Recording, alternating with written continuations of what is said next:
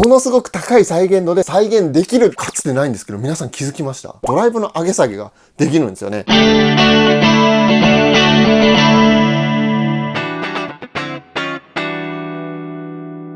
はい、どうも始まりました。今回はなんとですね、じゃん！こちらです。PX1。はい、プラグアウト FX。これ話題ですよね。これまでリリースされてきた数々の名エフェクター、この中にロードして使うことができるという、この動画ではこちらの使いこなしテクニックをお伝えしていきたいなと思います。はい、じゃあやっていきましょう。改めてこちらのエフェクター何なのっていう方もいらっしゃると思うので、さらっとご説明させていただきますと、スマホのアプリと連動していろいろなエフェクターをこの中に入れることができるんですね。いろんなエフェクターにこれがこう変わる形になります。それマルチと何が違うんだって、マルチの方がいっぱい音あるからいいんじゃないっていう風に思った方もいらっしゃるかもしれないんですけども、この中に入ってる頭脳的なパーツ、DSP っていうパーツがあるんですけども、それのリソース、パワーですね。それを1個のエフェクターに注力することによって、ものすごく高い再現度でそのエフェクターの音色を再現できるっていうのが新しいポイントなんですよね。まずここにディスプレイありますよね。そして上のこのノブ見てください。このノブの下とか上に名前書いてないんですよね。これなんでかっていうと、このつまみがある時はゲイン、ある時はディレイタイムみたいな形で変わるので、この下に何も書いてないんですよね。インプットはこんな感じ。ステレオのインプット。これだからオーバードライブとかもステレオ入力できるんですよね。フットスイッチはエクスプレッションペダルが接続できます。アウトプットもステレオ。今回 USB-C のポートがついていて、なんと USB のバスパワーでも駆動する。要はアダプターつながなくても起動するんですよね。なのでモバイルバッテリーでも使うことができます。そしてこっちの穴はミディ入力端子になっていて、ミディクロックというテンポ情報を受け取ることができます。その情報でタップテンポとかのテンポをね、切り替えることができるんですよね。でね、僕ね、これうおーっと思ったところが1個あって、こっちです。こっち。これね、ネジがね、回せなくなってるんですよ。今までこう回せたでしょ？で、電池入れれたでしょ？今回ね、電池入れられないんです。これ初めてですよね。いや、これね、時代一歩進んだなと思ったんですよね、ここ。じゃあ、繋いでみますね。はい、電源を挿します。起動しました。なんだけど、これ、すごくないですか？今までにかつてないんですけど、皆さん気づきました？なんと、インプットとアウトプットにシールドケーブル繋いでないのに起動してるんです。何言ってんのと思いました。これすごいんですよ。これまでのボスコンって、絶対どっちかに繋がないと起動しなかったんですよ。なんでかっていうと、繋ぎっぱなしにしてると電池が減るから。こう抜くと電池がこう切り離されて消費しないっていう機能があったんですけども、今回電池入らないので、なんと何も挿してなくても起動するんですよね。あれ、僕だけかな？これこんなに驚いてるのは。これめちゃめちゃびっくりしたんですけど。はい、繋がりました。見てください。こちら、どのエフェクターを選択しますかって出てますよね。OD1 にするのか、SP1 にするのか。今、この選択画面なんで、まだ音は切り替わってないんですけども、バッファーの音についても少しね、触れておこうかなと思うんですけども、最近のボスのバッファーの音ですね。GX10 だとか、GX100 みたいな、あれを通した時の音に結構似てて、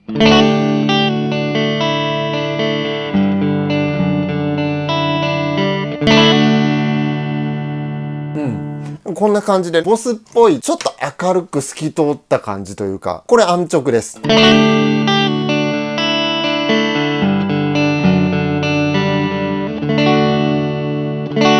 ゃあ行きましょうか。僕 SD1 大好きなんで、この SD1 で行きたいと思います。決定。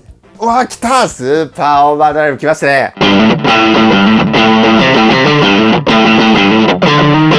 いいですね。これ今センターですからね、今のリアだと。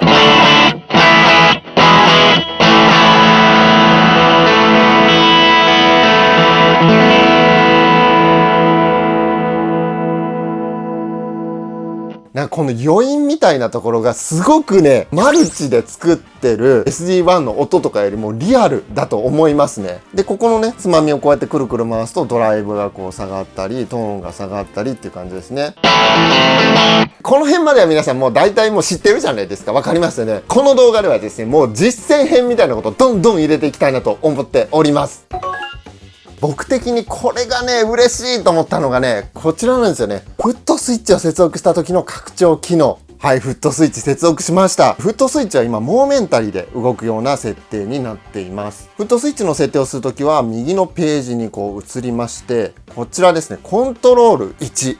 そしてその次のページにはコントロール2のセッティングというページがあります。これ待ってたんですよね。まずコントロール1。このフットスイッチですね。これを今オフになっているのをオンにします。するとターゲットが今レベルってなってますよね。もうちょっと回すとトーン、ドライブという風にこの3つのノブありましたよね。スーパーオーバードライブのこの3つのノブのどれをどうするっていうのが設定できるんですね。ドライブをトグル、こう切り替えですね。切り替えるっていうモードがトグルで、バリュー、この値を、例えばドライブをもうほぼマックス85とかにしときますにするじゃないですか。今ドライブって何時ぐらい ?37 じゃないですか。これを踏むと、こう一気に上がるんですよ。さっきの85まで。こんなんだったじゃないですか。踏みます。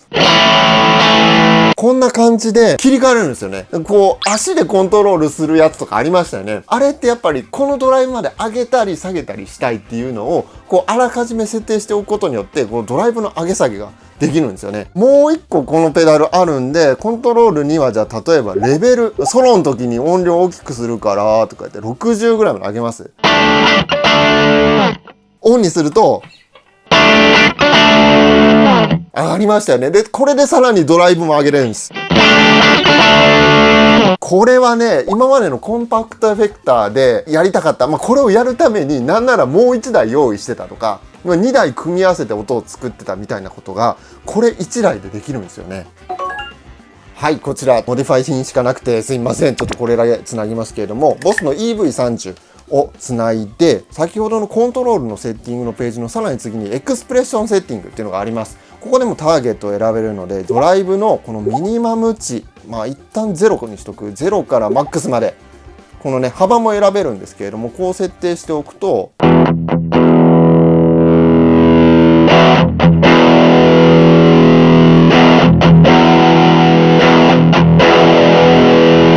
無段階で操作したい人にはね、このエクスプレッションで操作っていうのがすごくいいんじゃないかなと思います。で、もう一つですね、おすすめの機能がありまして、それ何かというと、このメニューを押して、こちらですね、スワップファンクション。これね、絶対使った方がいいです。僕なら絶対使うんですけども、この中に入ってるエフェクターをこう切り替えられるんですよ。足で。2個までですね、サイド A と B、A 面 B 面みたいな形で用意ができまして、この機能オンにしますね。どこに割り当てるか。じゃあコントロール1、ここに割り当てましょうか。普段はさっきの SD1 を使うんだけれども、この曲だけフェイザー使いたいとか、これありますよね。フェイザーって1曲ぐらいしか使わないから、そのためだけにボードのスペース1個フェイザーに上げるってちょっとしんどい時あるじゃないですか。そういう時に便利ですよね。これで設定終わりましたので抜けると、エフェクターがこう切り替わるようになりました。普段はスーパーオーバードライブ。で、ここで踏むと、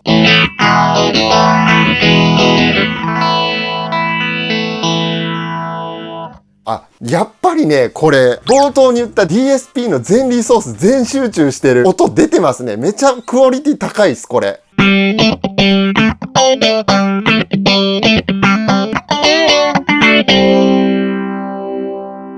で、これを割り当てた時は、さっきスーパーオーバードライブのこのドライブの切り替えも設定してましたよね。その機能はこっちのスワップにね、上書かれてますので、ドライブは上げれないんだけれども、こっちはまだ生き残ってるので、コントロール2で SD1 のレベルを上げるってことはできます。はい、じゃあ今手元のアプリと連動させました。今 Bluetooth でペアリングしています。今動画撮影時点、この PX1 のリリース直後だとこんな感じのラインナップになっております。結構ありますよね。これもこの後エフェクター増えていく予定とのことで、1台1000円で購入できるということなんで、じゃあ気になるやつを言ってみようかな。やっぱね、このコーラスですよね。CE2。これ入れてみますよ。インストール中。はい。おー、入った。インストールできました。やったぜ。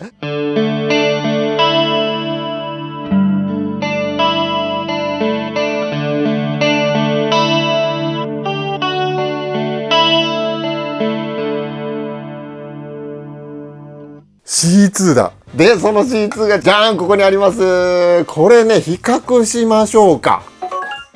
はい、繋がりました。比較用にライムトーンベース繋いでおります。このライムトーンベースを経由することによって、それぞれのバッファーに影響されないように切り替えることができるので、もう完全な比較という感じになります。今回ね、ちょっと特別の切り替えスイッチを作ったんで、これで手動で切り替える感じでいきたいなと思います。じゃあまずループ1に繋がってるこのオリジナルからいきますね。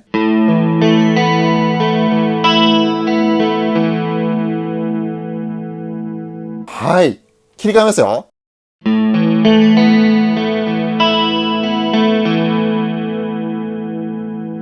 あ、ほんと、思ったより似てるな。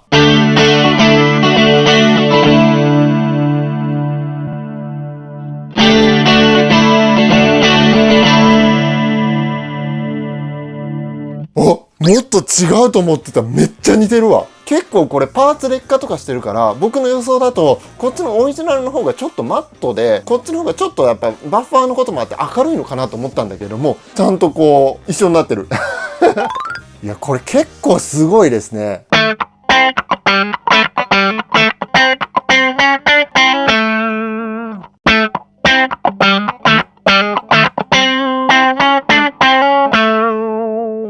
お、すっげえ。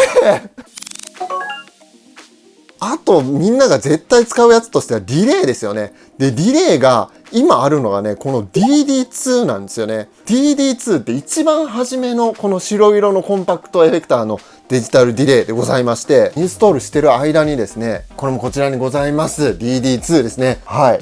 これ当時のデジタル技術で作ったディレイなので、今よりもそのサンプリング周波数も低いし、ビットレートみたいなやつも全然ちょっと今とスペックが違うんですよね。それゆえに昔ながらのデジタルサウンドみたいなのがするのがこの DD2 なんですよ。こちらに DD8、これ最近のデジタルディレイ、一番新しいやつですね。2から8にこう上がってるやつがあるんですけれども、これは結構最近の音になってるんで、これとこれが違う、これを再現してるので、どこまでこれに寄せれてるのかっていうところがね、すごいね、僕気になるんですよね。はい、繋がりました。ディレイの新旧ですね。繋がっております。じゃあまず今の最新の DD8 からいきますね。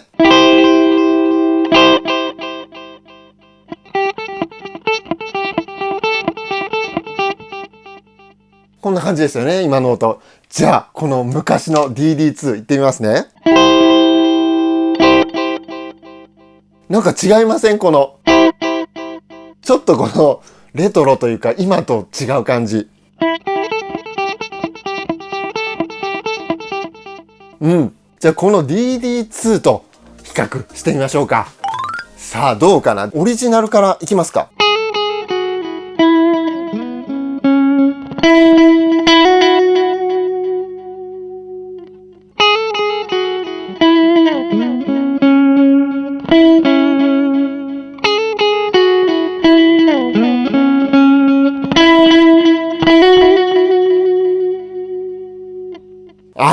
すごいわ。